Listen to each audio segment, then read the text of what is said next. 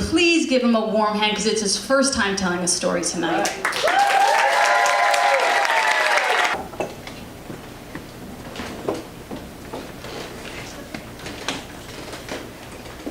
Sometimes salvation comes in unexpected forms. I always hear people talk about who or what saved them.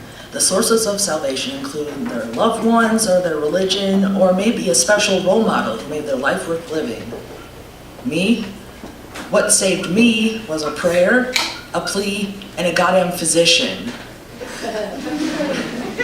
It's weird when you're born knowing that something is wrong. I spent so much time feeling like a bastard child of nature, like I was something that shouldn't exist, like I was a mistake. Even when I was young, I felt like all the other kids were normal and that I was weird. I was always the odd one out. Don't get me wrong, there was nothing bad about my upbringing. I have a very loving family. My mom would always assure me that I was not weird. Thanks, Mom.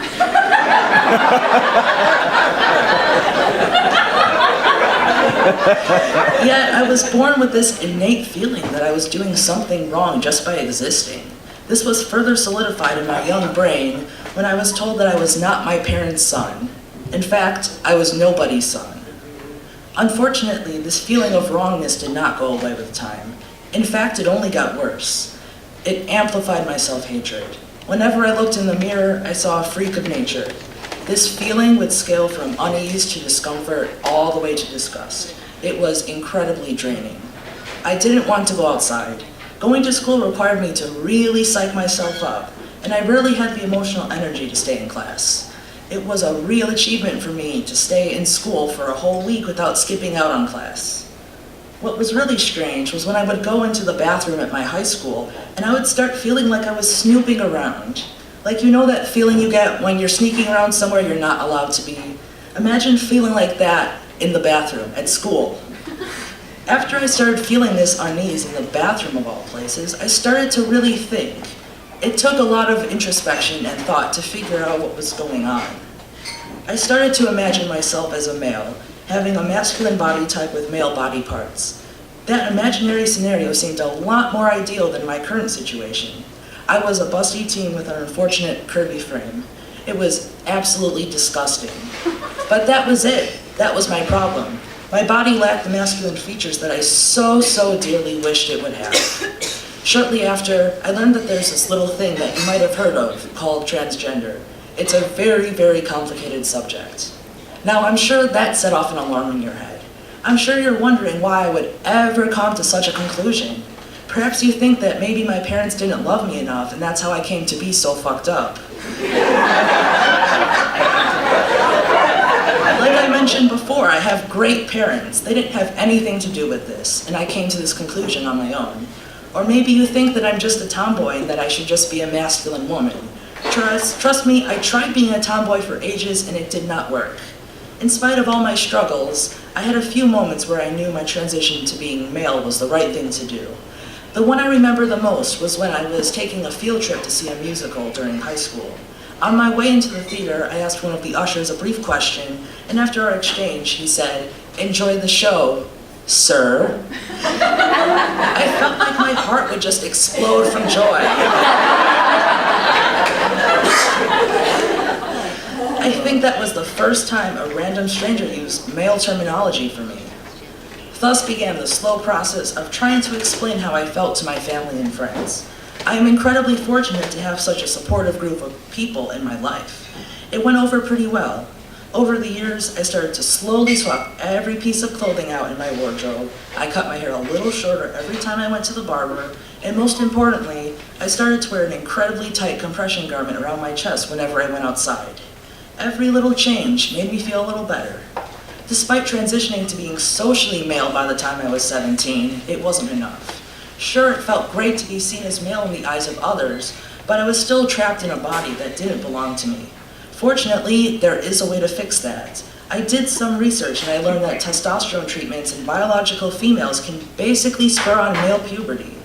It almost sounds too good to be true, but it really happens. I scheduled an appointment with a doctor to discuss the treatment. I answered a lot of questions about my current transition. By the time of the appointment, I was 18 years old, and I had recently changed my marker in the school's database to male. I was feeling so much better than I used to, but social transition wasn't enough. Eventually, we concluded that hormone replacement therapy would be helpful. I was so stoked. However, some people were not as stoked.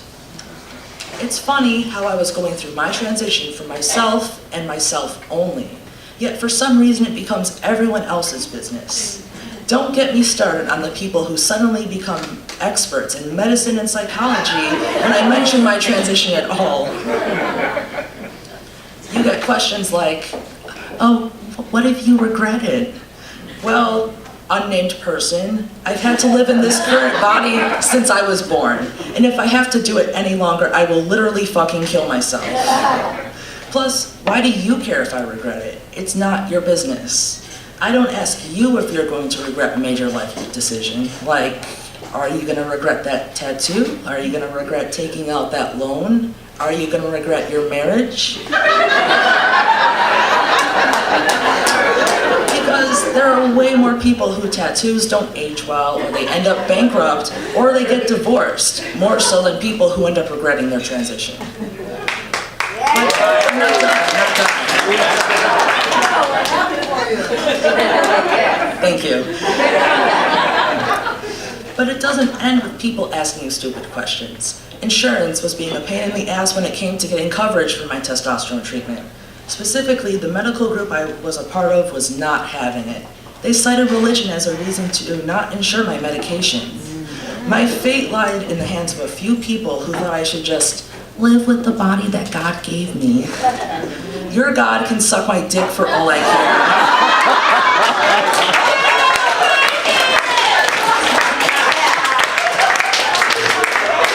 You shouldn't be in the medicinal fields if you believe that God put us on this planet just to suffer.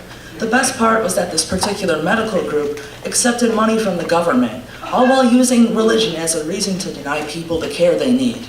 In case you aren't familiar with the law, that's actually illegal. When my mom caught wind of this, of course, she gave them a piece of her mind. She managed to convince them to insure my testosterone treatment, but that's all they were willing to budge on. It took ages, but eventually I got everything in order. I learned how to administer my own testosterone injections, and my first injection went out with a bang. By that, I mean I passed out on the floor right afterwards.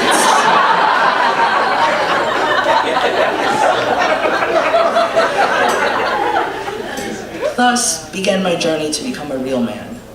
Going through male puberty at the age of 18, after going through female puberty prior to that, was an interesting experience. I went through menopause complete with hot flashes. I had really intense mood swings, and for a while I sounded like a 12-year-old boy because my voice kept cracking every 2 seconds. But all of that was so worth it. But that isn't the end of my story. It's not that simple. Getting testosterone helped me a lot, but it wasn't enough. There were problems with my body that testosterone could not just fix on its own. Unfortunately, it's not a wonder drug. I was becoming closer and closer to achieving a masculine body with every passing day, yet my breasts stayed on my body like tumors. The only way to remove them was through a mastectomy, commonly referred to as top surgery in this case. You wouldn't think that it would be so hard to schedule a surgery, especially since my doctor had written me a letter of readiness. However, more problems with insurance popped up. For a while, I was afraid that the surgery might not even happen. If I couldn't get surgery, then what would I do? Staying in this body for any longer seemed unbearable. Would I have to wear a tight spandex garment to flatten my chest for the rest of my life? Or would it be easier to just kill myself? I wanted to get down on my hands and knees and plead to whoever might be listening. Please, please save me. And then, out of the blue, I got set up with a surgeon. Someone at my doctor's office had arranged an appointment with her. I didn't know much about the surgeon, but apparently she was experienced in various types of surgery, including top surgery. My mom went with me to meet her. Of course, my mom being my mom, she had 1,000,001 questions to ask the surgeon. I can't really blame her. This new surgeon said that she had done literally countless top surgeries during her residency, and sometimes she did multiple surgeries in one day. She hadn't done any top surgery since she started her practice out here in the Chicago suburbs, but she wanted to start doing them again. She wanted to be a source of help for trans people in the suburbs, and that really resonated with me. It was like the clouds parted and rays of light illuminated me while the angels sang. I was going to be free. We scheduled the surgery for the summer, shortly after I would be done with school. I knew it was for the best. If I took time off of school to get the surgery, it would do more harm than good. But I could not wait to get this surgery done. Every week dragged on and on. I constantly checked how many days I had left to wait. I eventually turned my focus to schoolwork as the semester was coming to a close. The days left until surgery began to dwindle more and more until finally it was the day of the operation. I went into surgery with every emotion under the sun surging through my body. It really hadn't sunk in yet. I was going to be free within the span of a few hours. Everything went by so quickly.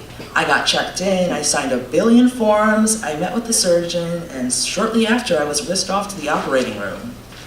I wish I could tell you about how it went, but I don't really remember anything that happened after the procedure. I was really high off of whatever medication they gave me. However, as time passed and the medication wore off, I realized how light my body felt. I went back to the surgeon 5 days later to get my gauze changed and to make sure that everything was healing correctly. I got to look at my bare chest for the first time, and I was completely floored at how good it looked. I expected it to look very gross post-surgery, but it looked pretty damn good considering that I had been cut open a few days prior. I was so relieved, and over time I healed, and I recovered surprisingly fast. I got to take proper showers, I got to go outside without feeling horrible, and I got to go swimming in a guy's bathing suit for the first time. I walk with confidence now, and I've never felt so alive. After some thinking, I thought about how strange it was, given that a surgery basically saved my life. Of course, it didn't fix all my problems, but man, did it make my life easier. But I think I finally understand what it's like to not feel so weird. I don't feel like the odd one out anymore. I'm so excited to experience life in the proper way.